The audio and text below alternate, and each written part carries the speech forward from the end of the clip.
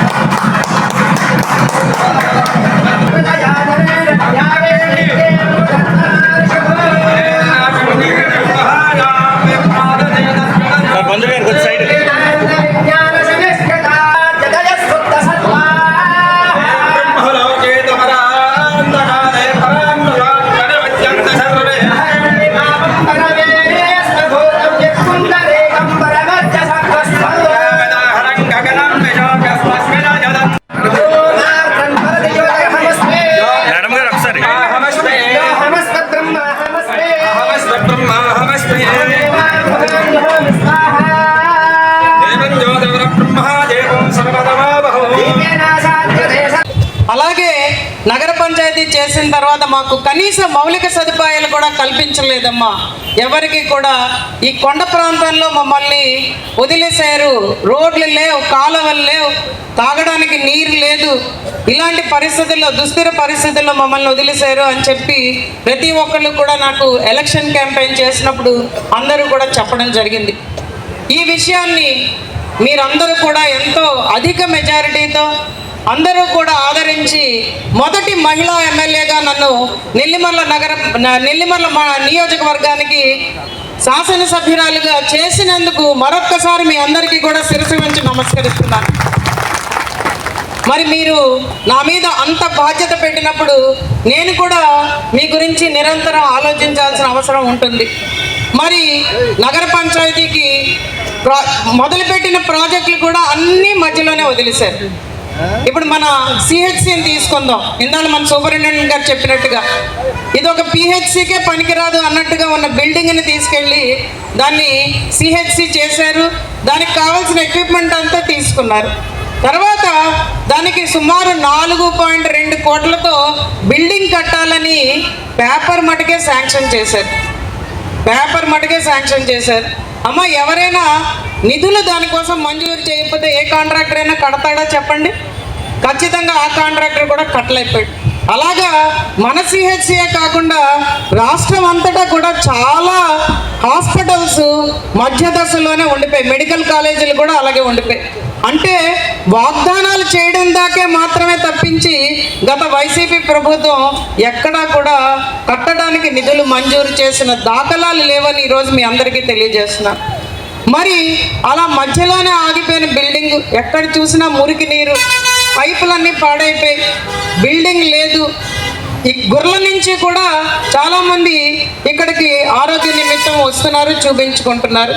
మరి అటువంటి పరిస్థితుల్లో దీన్ని మనం త్వరితగతిని పూర్తి చేయాలని మన ప్రభుత్వంతో మాట్లాడి, అలాగే కాంట్రాక్టర్తో కూడా మాట్లాడి దీన్ని కూడా కొలాయి వచ్చే విధంగా, అలాగే ఎక్స్ట్రా ట్యాంకులు కట్టే విధంగా ఆ ట్యాంకుల ద్వారా పాడైపోయిన ట్యాంకులు కూడా రిపేర్ చేసుకునే విధంగా మనం పూర్తిగా గవర్నమెంట్ సహకారంతో ఆ ప్రాజెక్ట్ని మంజూరు చేసుకున్నాం.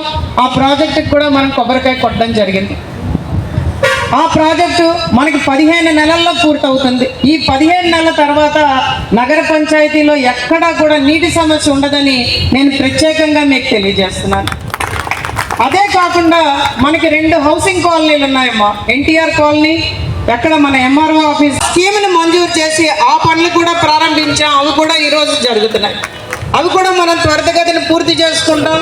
అక్కడక్కడ చిన్న ఆటంకాలు అవుతున్నాయి. కాబట్టి నేను చెప్పేది ఏంటంటే 2027, 28 మనం మొదలెట్టే టైంకి నగర పంచాయతీలో ఏ మహిళ కూడా నాకు నీటి సమస్య ఉంది అనే అనకుండా చేసే విధంగా ఈరోజు కార్యక్రమం. అందరికీ నమస్కారం.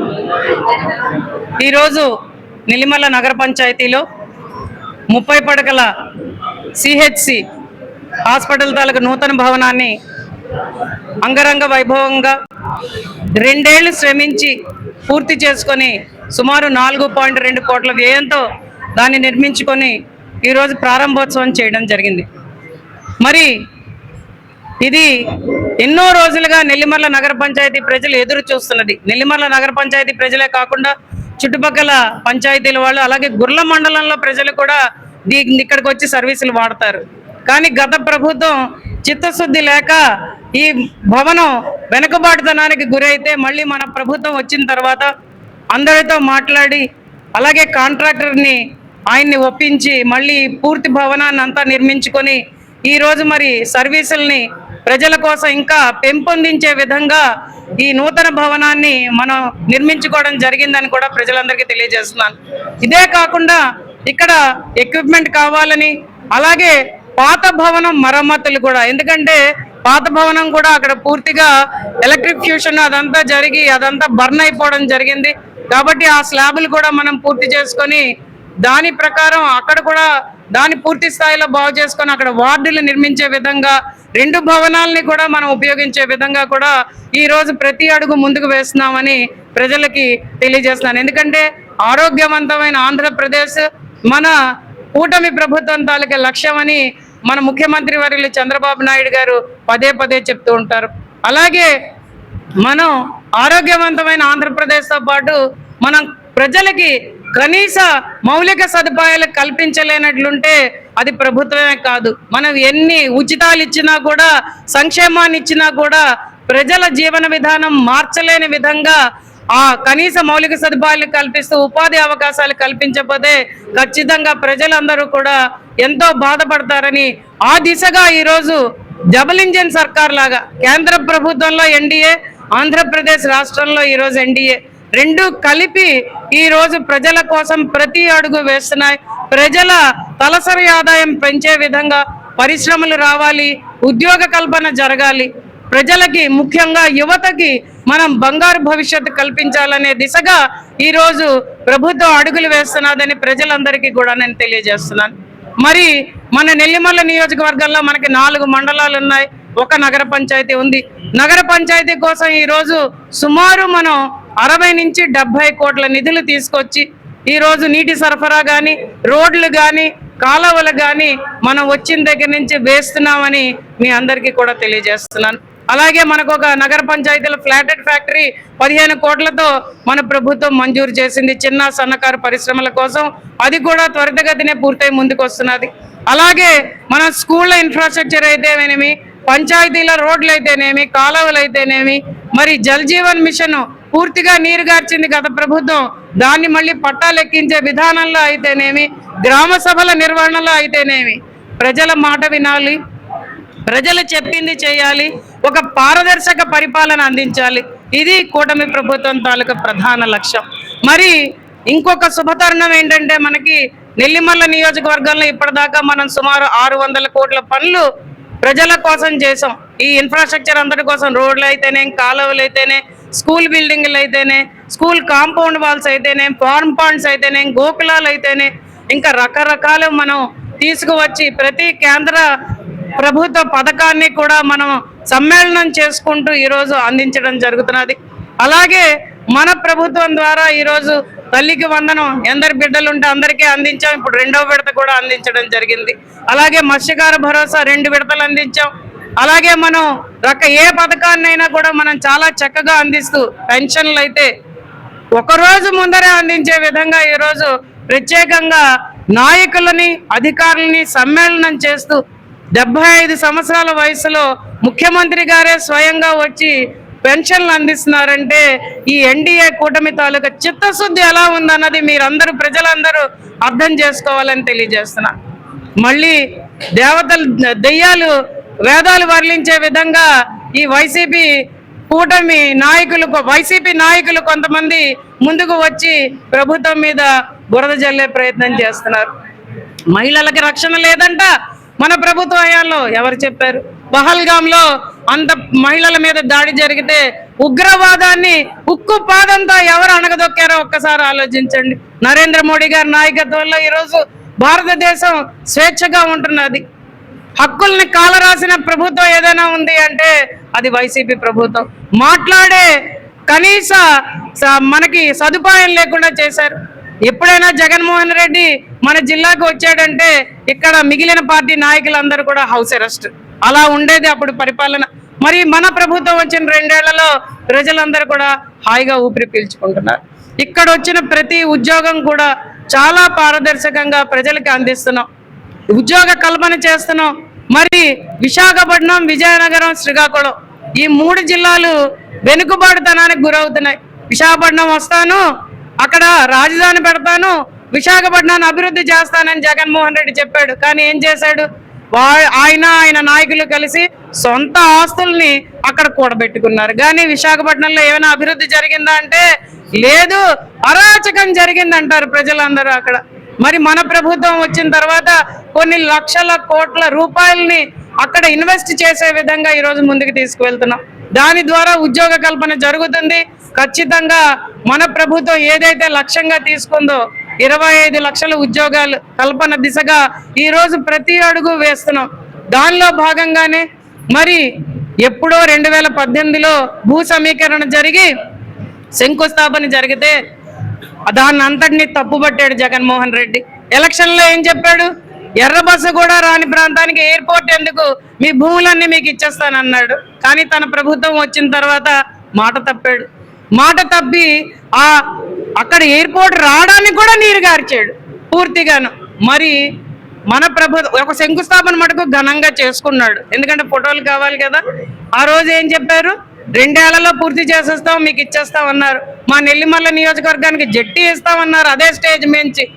ఏవీ జరగలేదు, అంతా డబ్బా బాస్. కాబట్టి ఖచ్చితంగా నేను ఈరోజు ఏం చెప్తున్నానంటే నెల్లిమర్ల నియోజకవర్గంలో అల్లూరి సీతారామరాజు ఇంటర్నేషనల్ ఎయిర్పోర్ట్ భోగాపురంలో చాలా మంచి సదుపాయాలతో టెక్నాలజీతో ఈ 2 ఏళ్లలో ఎన్డీఏ కూటమి కేంద్ర రాష్ట్ర ప్రభుత్వాల సమన్వయంతో చిత్తశుద్ధితో త్వరితగతిని పూర్తి చేసుకొని ఈరోజు ఆగస్టు 1వ తారీఖున మన ప్రియతమ నాయకుడు మన ప్రధానమంత్రి నరేంద్ర మోడీ గారి చేతుల మీదుగా అది ఓపెన్ చేసుకోవడానికి ఈరోజు రెడీ అవుతున్నది. ఇక్కడి నుంచి మనకి ఒత్తి ప్యాసింజర్ సర్వీసే కాకుండా మనకి కార్గో సర్వీస్, అలాగే ఎంఆర్ఓ ఆపరేషన్స్, అలాగే ఏవియేషన్ యూనివర్సిటీ, అలాగే ఏరో సిటీ కూడా పూర్తి స్థాయిలో నిర్మాణం జరుగుతుంది. ఖచ్చితంగా నేను చెప్తున్నాను, ఇవన్నీ అయ్యి మన అభివృద్ధి చూడడానికి ఇంకొక 5 నుంచి 10 సంవత్సరాలు ఖచ్చితంగా పడుతుంది. కానీ చిత్తశుద్ధితో చేసే ప్రభుత్వం ఉంటే అది సాధ్యం అవుతుంది. చిత్తశుద్ధి లేని ప్రభుత్వం ఉంటే గత ప్రభుత్వం 19-24 మధ్యన ప్రతి దాన్ని ఎలా నీరు కార్చారో మీ అందరికీ తెలుసు. ఏమైనా మాట్లాడితే బటన్ నొక్కుతున్నాం అనేవారు. ఆ బటన్ నొక్కడం ద్వారా కూడా సగం మందికే పెన్షన్లు అందేవి, సగం మందికే పథకాలు అందేవి. మిగిలిన వాళ్ళందరినీ కూడా నీరు గార్చేవారు. ఎవరైనా తెలుగుదేశం పార్టీ సానుభూతి పరులు, జనసేన పార్టీ సానుభూతి పరులు అంటే వాళ్ళకి ఒక ఇల్లు వచ్చేది కాదు, ఒక పథకం వచ్చేది కాదు. కానీ మన ప్రభుత్వం వచ్చిన తర్వాత పారదర్శకంగా నిష్పక్షపాతంగా ఈరోజు ప్రతి పథకాన్ని అందజేస్తున్నాం.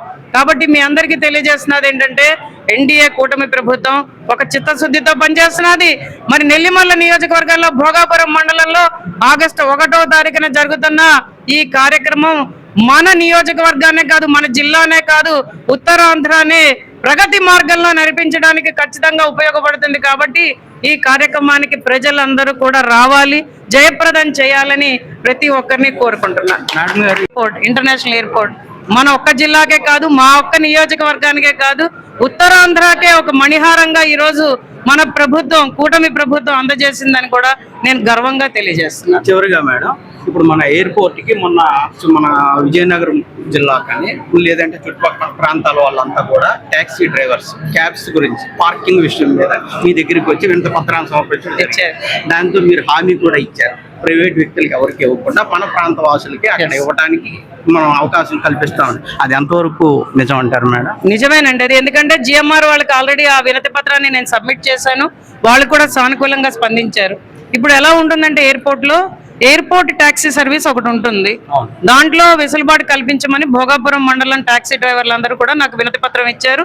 దాన్ని మనం సబ్మిట్ చేసాం, అది వాళ్ళు సానుకూలంగా స్పందించారు. అది కాకుండా మనం ఏం చెప్తున్నామంటే ఎక్కువగా ప్రజలు వాడేది ఇప్పుడు అంతా సెల్ ఫోన్లు, యాప్లే వాడతారు కాబట్టి ఊబర్లు, ఓలాలు ఎక్కువ వాడతారు. ఎందుకంటే దాని వెసులుబాటు అది చాలా ఈజీగా ఉంటుంది కాబట్టి మేము ఎక్కడికి వెళ్ళినా కూడా అవే వాడతాం, ఏ ప్రపంచంలో ఎక్కడికి వెళ్ళినా కూడా అదే వాడతాం. కాబట్టి మన ట్యాక్సీ వాళ్ళని కూడా మేము కొత్త కార్లు కొనుక్కోమంటున్నాం అందరినీ కూడా. వాళ్ళని కూడా మనం ఏం చెప్తున్నామంటే ఈ ఓలా, ఊబర్లో కూడా రిజిస్టర్ చేసుకోండి. ఎందుకంటే ఈ ఎయిర్పోర్ట్ నుంచి మనకి విశాఖపట్నం వెళ్ళాలి, విజయనగరం వెళ్ళాలి, శ్రీకాకుళం వెళ్ళాలి, దూర ప్రాంతాలకు వెళ్లాల్సిన అవసరం ఉంది. కాబట్టి ఇది చాలా మంచి సర్వీస్. కాబట్టి వాళ్ళని ఖచ్చితంగా మనం అండగా నిలిచి వాళ్ళందరూ కూడా ఒక సక్రమమైన మార్గంలో వాళ్ళకి జీవనోపాధి వచ్చేటట్టు కూడా చేస్తామని తెలియజేస్తాం.